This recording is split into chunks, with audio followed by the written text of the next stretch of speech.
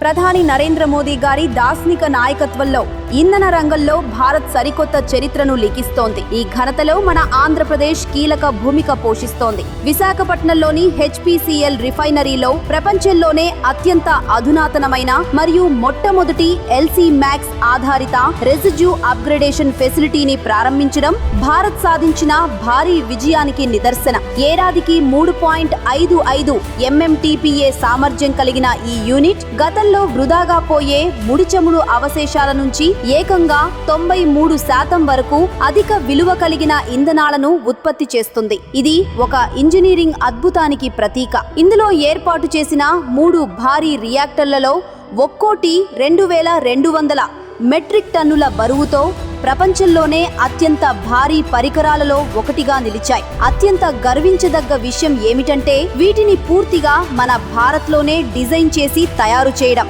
Make in India సంకల్పానికి నిదర్శనం. ఈ ప్రాజెక్టు ద్వారా విదేశీ దిగుమతులపై ఆధారపడటం తగ్గి ఇంధన రంగంలో భారత్ ఆత్మ నిర్భరత సాధిస్తుంది. ఇకపై ప్రతి బ్యారెల్ ముడి చమురు నుండి గరిష్ట ప్రయోజనాన్ని పొందుతూ స్వయం సమృద్ధి దిశగా దేశం అడుగులు వేస్తోంది. ఇలా ప్రధాని మోదీ గారు దేశ ఆర్థిక వ్యవస్థను పటిష్టం చేస్తూ ఆంధ్రప్రదేశ్ను అంతర్జాతీయ స్థాయి ఇంధన హబ్గా తీర్చిదిద్దుతున్నారు.